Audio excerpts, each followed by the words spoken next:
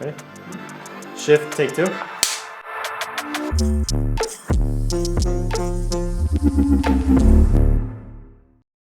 Hey everyone, welcome back to Shift Take Two. My name's Cameron. I'm the creative director and director here at Shift. And I'm Alex. I'm the in-house cinematographer here at Shift. Today's episode, we're going to be talking about, how to get into filmmaking and our introductions to filmmaking and how we got in here so far. Yeah, so I got into filmmaking actually because my dad, it wasn't actually because of my dad, but my dad started a video photo business. I forget what year it was, or else I'd tell you, but it was a while ago. I think I was like 3 or 5 years old, and I never had any interest in it until a lot later in life, whenever I started messing with my dad's camera and making stupid videos with my friend. But we can go more into that. I really actually want to know your story, because I actually don't even think I know your story. We have similar stories in the same way. My dad's done video photo his whole life. Yeah. And so, I was kind of around that. He would, when I was a kid, like I'd get little point and shoot cameras for my birthday. Mm-hmm. I didn't care though. I was just like, what am I supposed to do with this camera? Like, I don't care about this stuff. Not that he forced it on me too much, but when I was in 8th grade, he was shooting a feature film. Mm-hmm. And I was on set every single day, 12 hours a day, the entire summer. And I'm like a 14-year-old, like trying to figure out what to do. And I'm like kind of bored. And I remember like, I think I had Snapchat at the time. And like, I was like sending my friends all this like behind the scenes stuff. And like, oh, that's so cool. And I'm like, it's not fun. This sucks. Like so I never wanted to do it. Mm-hmm. But then high school happened and, video projects were allowed. And I was like, oh, well, I have all this video gear. Might as well do it. So I would make little like videos for my projects, and I was like, oh, this is kind of fun. And I started YouTube.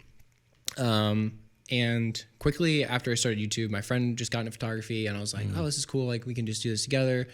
But as I started making YouTube videos more and more, I was like, what about filmmaking? Like I like this video thing. Yeah. And it kind of evolved from there. And my friend Trevor, he was, really into photography. He just kind of like walked me through everything, because I honestly had no idea of anything. I was like so green. How long ago was this? That was, let's see, I started YouTube again, probably 2018, 2019. Wow. So that's what, 4 years ago? Fire? That's like fire. That's like fire, bro. 4 years, right? Math? 4 years. Yeah. 4 years. 4 years ago. Yeah. And now we're here, which is crazy, because like I remember like 2019, I was like, oh, this is like cool, but like I'm never actually gonna do this. Did you ever like see it as a career option? No, I really didn't. Like in high school, like at the end of it, I had no idea what I wanted to do. I was I signed up for like, community college, but I didn't have any major or anything. Like I was just doing the gen eds. I had no clue. And then, that year I was getting into video, and I was like, oh, I'm just gonna take a gap year. Or a gap semester, which my mom was not stoked about. And then like that's when I was getting heavy into like filmmaking is cool. Yeah. And then I was like, I'm just not going to go back and see how this goes. And so far it's going pretty well, I would say. And now you have a Red. I know. Now you own a Red, so. Yeah, it's great. Yes. And Alex just got 2 Sigma Cine Zooms. Best decision ever. Yeah, you used to have the Vespid primes. Well, I didn't have the whole set. Yeah, you just had 2, the 35 and the 21. Yeah, that's right. Yeah. We can talk about gear later. That was the best decision ever. Now, my first video that I ever made was actually my ex-girlfriend's high school project. And I just asked my dad to borrow his DSLR. Yeah. And I made a video. I was like, that was so fun. It was terrible. Yeah. I wish I could find it. And then I met a friend, Caleb Thorpe. Shout out to Caleb. And we started making really dumb videos on YouTube. Mm-hmm. And that was just like the best time ever. I don't even think I edited one video. It was all Caleb. Oh, really? And which was probably a lot on him, because I literally just like came up with a couple ideas and everything, but we made really dumb videos, and that was like super fun. It got me like hooked into the video scene. Yeah. We stopped doing that. I did some freelance stuff, and never really took it serious until later in life, just because I had a couple bad experiences in the film industry, and I was kind of turned off by that. Sure. I didn't like being yelled at, and I didn't like how like there was such a hierarchy and like big film sets and everything. It was just like I didn't feel welcomed, and I didn't feel like anyone cared to teach me anything. They're like, you are down here, stay there. Yeah. Like don't ask questions, you know. And I know that was like an internal thing. That wasn't like, I'm sure that's not how everyone was. I was just intimidated because I was young and I didn't know. And I just like really just was scared and everything. But I think like what really like got me into it is whenever I started like putting my own creative vision into my own small projects, and I got on YouTube for a little bit. And so that kind of like ventured off and just got me really into filmmaking and stuff. And then I started meeting more filmmakers that were cool and not mean, and they didn't yell at me. Yeah, so that's important. But I think we should talk about how to get in the film scene if you are scared, you're intimidated, you don't know where to start. That's me right and now. Like honestly. reaching out to people on Instagram can be really, really difficult. Yeah. But before we dive into this topic, I say we crack open. Okay, I was like eyeing these up later or earlier. Yes. I was like, so this is a Old Bakery. It's shoot. a local brewery in town in Alton, Illinois. Old Bakery, and yeah, so good. This is their 8th anniversary edition. bro, y'all got napkins back there? You weren't recording that camera the whole time, were you? Well, now we know. Wide shot, zoomed in on me. This is perfect. See, this whole podcast is about us messing up and like just learning as we go. Yeah. And we didn't have my camera over there recording. So now we know. Do we care about this carpet? I don't know whose carpet this is. Yeah, we'll fix it in post. So said, we'll fix it in post.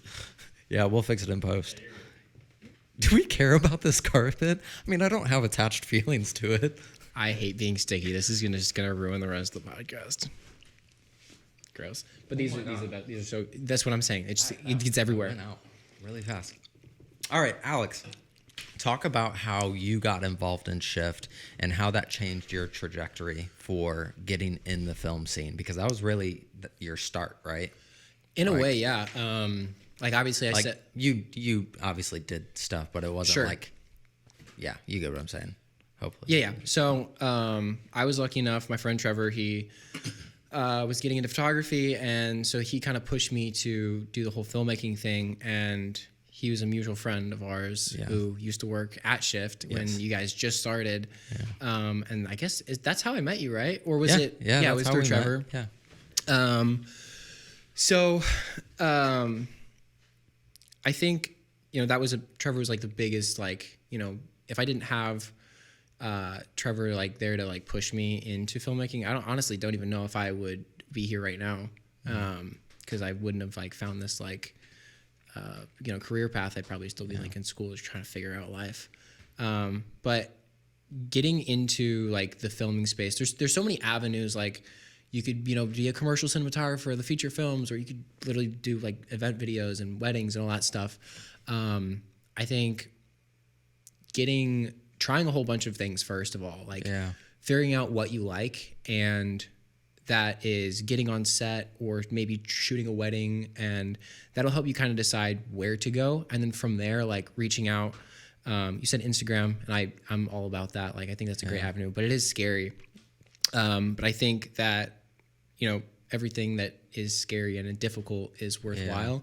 And I think that like, that is a great place to start and reach out to people in your local area, and just finding, if it's Facebook group or, YouTube videos from local people, and seeing like what they're doing, and be like, hey, can I get on set? Like, I think getting on set is a great first step, because it allows you, like, if you're probably going to be a PA first, and allows you to take a step back and like look at the whole production, see, okay, like that's what the DP doing, that's what the director's doing. Oh, like what's a gaffer? And you get to start learning these ins and outs of the production and be like, okay, that looks fun. I might want to try that. Yeah. And that'll allow you to like, venture out into what you want to do. Yeah. I feel like reaching out to people on Instagram is a lot, like, people are a lot more approachable than you think. Oh like, my gosh, that's like so they're true. so approachable because the people that you're looking up to feel the same things. Yeah. And they might not share it or talk about it, but they feel what you're feeling. They have people that they look up to that have a bigger following or more experience or better work or whatever it is in their eyes. But like, they will usually respond to you. And if Yeah. they don't, they might have missed it. Yeah. Or they just might say, hey, I don't have time, or you can pay them for like, mentorship. Yeah. But a lot of people, especially like if you live in a city, they're really approachable, and they're, I used to think that these big filmmakers, in my eyes, were they had an ego. That was just like what I told myself. I'm like, oh, they're super good, so they probably have an ego, and I'm like not good enough to approach them. But that's not true. They're literally just like They're you. humans, Yeah, they're humans, and they don't think that highly of themselves. Like I said, they look up to people just like you do to them. And so it's hard to hit the send button, though. It really is sometimes. It is. I remember like when I met Josh for the first time down here. Yeah. And this is like right after he shot his first feature in Nepal. Yeah. And I remember seeing him, he's at Alexa and just like shooting features. Even though that's not necessarily what I want to do, I was like, that's cool, Yeah. And, he's poured into me a lot and a lot of information. And it's like the nicest guy, but like there is that intimidating factor, Down to like, earth. wow, they're doing it. And like, how do I even get there? But and then Josh reached out and was like, Yeah. let's do a spec piece together. And literally. it's like, And yes, they're yes. so like, no matter how high on the totem pole they are, they're like gonna be like willing to help, because they were there once too. Yes, I've had people reach out and be like, hey, like if there's any opportunity to get on set, I'm like, yeah, sure, man. And like if there's a thing, I'll be like, hey, this is the date. Like you just might be a PA, but you're more than welcome. Yeah, for sure. So- Yeah. Everyone wants to learn. Yeah. Everyone. And everyone wants to teach too. And so there's both parts of me that wants to learn from people that have more experience. But then there's also a part of me that's like, I might not be where they're at, but I also still hold value to some degree of knowledge, whether it's through mistakes or what I'm learning in the moment right now. I think that just open conversation and just community and collaboration is huge. true key to anyone's filmmaking journey. Even even if you do it solo and you're in the wedding scene, reach out to other wedding videographers, photographers. It's not a competition. It's not a competition between you guys. It's all about collaboration, community, and just like hyping each other up. And that's one of the beautiful things I've found in the creative community is there's so many people that support one another, and those are the people that make it. The people that die out pretty quick or just seem like they're not where everyone else is are usually doing things for the majority of their time completely alone with no community, no collaboration. It's because, well, if you're not rooting for people, people aren't going to root for you. And so I highly recommend reaching out to people. Yeah. And like, it's such a, like, your attitude means everything, like you have to be nice to everyone. And that's why, like, people are nice and they're going to allow you in. So you have to allow other people in too. And don't have this ego, even like, at the base level, like, oh, I'm just like, this is so easy. I'm so good. Like, if you are great, that's fantastic. But don't have this ego of like, because then people aren't going to want to work with you. And then you're not going to get on set because you're just have this horrible ego. Yeah. And I think that people would also be surprised too if you have an idea, right? If you have an idea about something, but you're not even close to being a part of any filmmaking community. Let's say you have 0 friends, you have no friends, you have this idea and a project you want to shoot. You could reach out to 2 to 3 people that are also introducing into the filmmaking scene and getting into it, and reach out to them. A lot of people, even higher up people, will do things for free. Now, that's not saying abuse them and overuse them. I've gotten abused. You've got like myself, a 1 to 2 ticket thing with each person of like, hey, could you do this passion project with me? I'd love to partner with you and we could do this together. And it's a great piece for our portfolio, not my portfolio or yours, but it's like an us thing. And so I think, you can reach out to people and do these passion spec projects, and a lot of people will do it for free. You could get a big crew to do it for a little to no pay. Video that we did. Pay for gas, pay for food, whatever it is, save up for those things. But it can also turn into a like pay for friends kind of thing. Obviously, don't be a jerk and be nice and work really hard, but if you're like, hey, I'll buy you lunch and I'll pay for your gas, would you help me out on this project? It's a great way to make friends. And I know that's kind of like paying for friends, but I mean, it's a great way It to helps. meet and especially like grow that. Like if you do this project and now you have that community of filmmakers, they're like, you know, maybe one of those people want to be a gaffer and the other wants to be a grip, and you have a DP in here. It's like you're creating that community, and you can basically build a whole team from the base up. You know? That's super true. Well, I think that's a good stopping point. Really just communicate with other people and reach out to people, reach out to us too. Yeah. We're always looking for people to work with. And if you're in the St. Louis area, or if you're not, reach out. We'd love to hear from you, because if we ever travel or need to fly someone in, it's always good to be connected. And that's the beauty of social media. So we can always just communicate online and figure out relationships and stuff. So super cool. Solid. Yeah.